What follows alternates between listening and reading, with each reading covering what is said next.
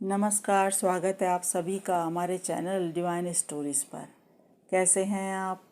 आज की कहानी। एक धनवान सेठ का देहांत हो गया। उसका एकमात्र पुत्र ही उसकी अपार संपत्ति का स्वामी था। कुसंगति में पड़कर पुत्र दुराचारी हो गया था।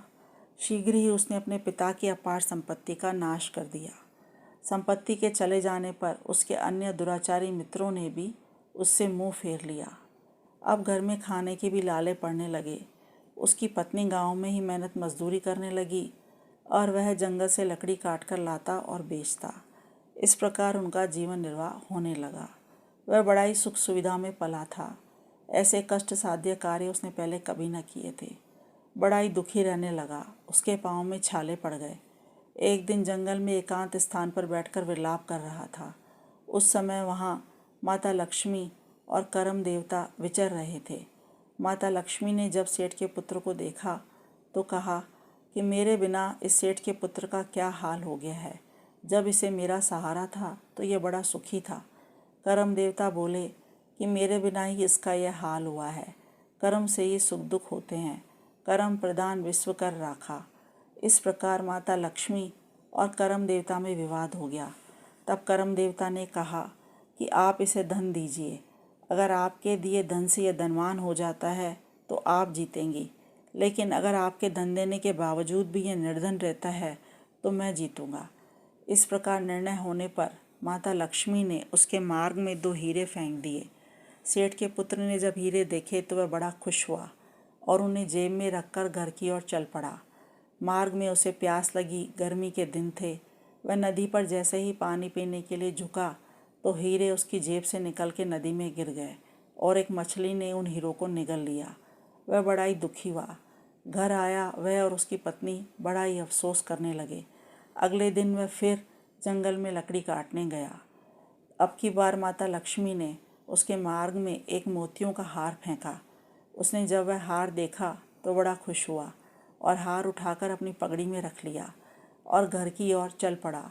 मार्ग पर वह नदी में नहाने उतरा तो उसने पगड़ी नदी के किनारे रख दी। एक चील ने खाद्य सामग्री समझ के पगड़ी उठाकर उड़ चली। अब जब सेठ का पुत्र नहाकर आया तो वहाँ पर पगड़ी ना मिली। वह बड़ा दुखी हुआ। घर आकर पति पत्नी वापस अफसोस करने लगे।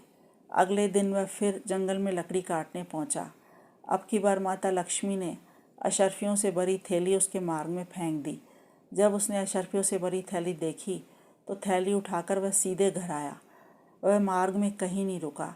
घर आकर उसने देखा कि उसकी पत्नी काम पर गई हुई है। वह अशर्फियों की थैली घर के दरवाजे के अंदर रखकर अपनी पत्नी को बुलाने गया।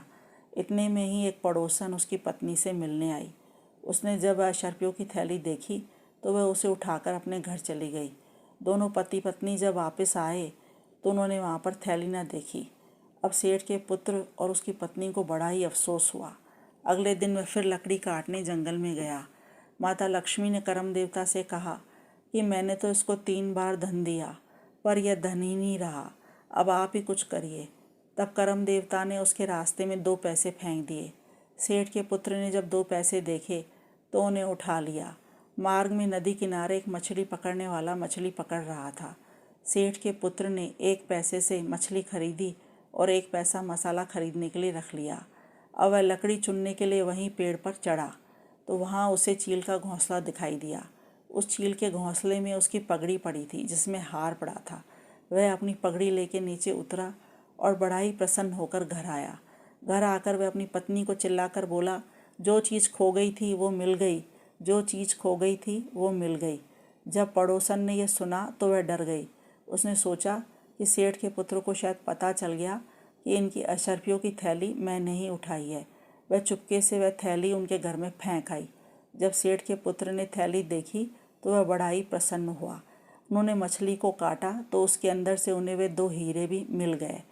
तो कहने का अर्थ यह है कि कर्म जब अपने सहज होते हैं, अपने सहायक होते हैं तो अपने को सब वस्तुएं सहजता से मिल जाती हैं। सब अपने मित्र संबंधी भी अपने हो जाते हैं। लेकिन अपने कर्म ही अगर अपने विपरीत हो गए तो अपने भी पराये हो जाते हैं। अपनी संपत्ति का भी नाश हो जाता है। कैसी लगी आपको आज की कहानी? हमारे चैनल को सब्सक्राइब करिए, वीडियो को लाइक करिए, हमारा प्रोत्साहन बढ़ाइए। धन्यवाद।